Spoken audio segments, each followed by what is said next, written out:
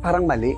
Kasi kung iisipin po natin, yung lahat ng mga taong namatay because of the flood control, yung mga taong nawalan ng bahay, yung mga taong naghirap, tapos nawalan ng kinabukasan, kung yun ang iisipin natin, kung yun ang mararamdaman natin, sa akin honestly, kulang ang kaparusahan ng pagkakulong.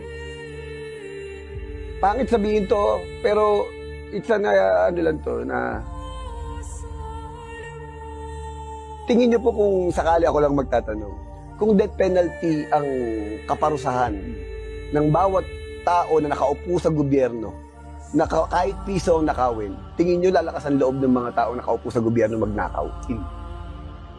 Pero kung death penalty ang magiging kaparusahan, matatakot ang mga tao na bago sila, ay mga nakaupo sa gobyerno, bago ka magnakaw, mag-iisip ka muna ng 5 beses siguro o more than pa. Napakasakit na para sa amin na ang laki-laki ng buwis na kinakaltas sa atin lahat, di ba po? Pero sabi ko, wala kang nakukuwang return. Kaya pala, di ba? Napupunta sa korupsyon. Na parang, bakit ganun? Di ba? May imbalance na parang, ang laki ng kinukuha sa tao, pero napupunta sa korupsyon. Kaya lumalaki ang ulo ng mga nakaupo sa gobyerno na hindi sila natatakot mangurakot. Kasi, pag nangurakot ka, ang gagawin sa'yo ngayon, sasampahan ka ng kaso. And then after that, makukulong ka. Alam naman natin yung mga nakukulong doon, hindi naman kasama doon sa Muntinlupa na naghihirap. Ang sasarap nga ng buhay ng ibang mga nakulong. Di ba? Oo. Kasi sabi ko nga, because kung makukulong lang, pagalingan lang tayo ng lawyer eh. Pagalingan lang tayo ng koneksyon eh. Kung may kung susunod na ano't nakaupo yung kakoneksyon ko, makakalaya ako eh. Lalong walang nangyayari sa bansa natin. Lalong walang nagiging kinabukasan yung mga kabataan. Kasi ganoon eh. Di ba? Parang dumadaan lang, lumilipas lang, nagpapalit-palit lang ng henerasyon yung mga taong nakaupo sa gobyerno natin eh. And then after that, yun, sabi ko kanina eh, hindi na pagsiservisyo, negosyo na sa kanila to eh. Saka dapat sana naiisip yung henerasyon sa henerasyon.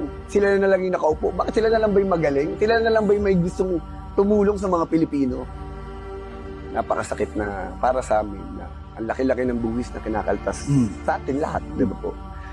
Pero sabi ko, wala kang nakukuwang return, ba? And then after that, mababalitaan mo na, kaya pala, di ba? Napupunta sa korupsyon.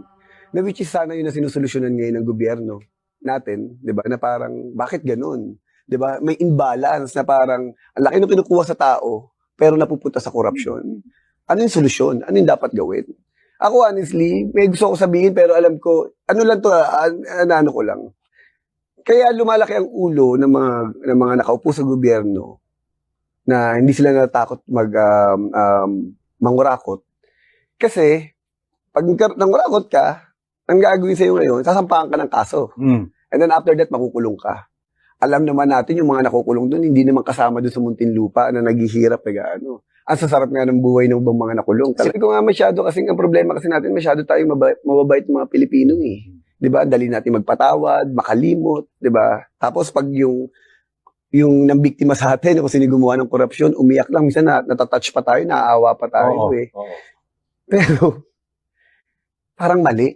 Kasi kung iisipin po natin, yung lahat ng mga taong namatay because of the flood control, yung mga taong nawalan ng bahay, yung mga taong naghirap, tapos nawalan ng kinabukasan, kung yun ang iisipin natin, kung yun ang mararamdaman natin, sa akin honestly, kulang ang kaparusahan ng pagkakulong. Pangit sabihin to, pero it's an, ano lang to, na tingin niyo po kung sakali ako lang magtatanong, kung death penalty ang kaparusahan ng bawat tao na nakaupo sa gobyerno, na kahit piso ang nakawin, tingin nyo lalakas ang loob ng mga tao nakaupo sa gobyerno magnakaw? Hindi.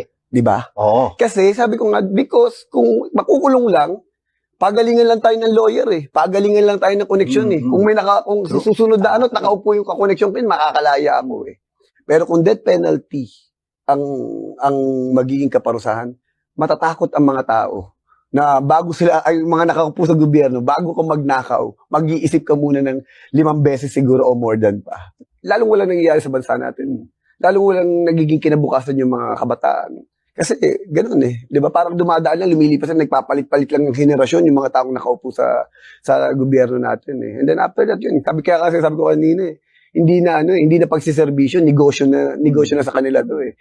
Saka dapat sana naiisip nyo, henerasyon sa henerasyon sa henerasyon. Sila na lang yung nakaupo. Bakit sila na lang ba yung magaling? Sila na lang ba yung may gustong tumulong sa mga Pilipino? Kaya kung ako tatanong, sabi ko nga, ako para sa akin, mas gusto ko kung uupo yung mga bago.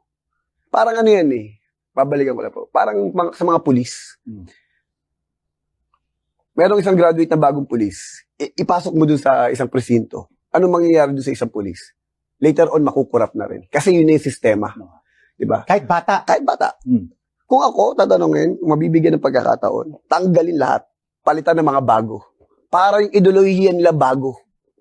Physically fit pa. Diba? Yung maayos, malinis. Kasi kung ang gagawin mo, ayusin mo lang, ganun. Hindi. Babalik at babalik pa rin niya sa dati. Sa nakasanayan na. Kasi yun yung sistema eh. Kaya walang nangyayari sa bansa natin.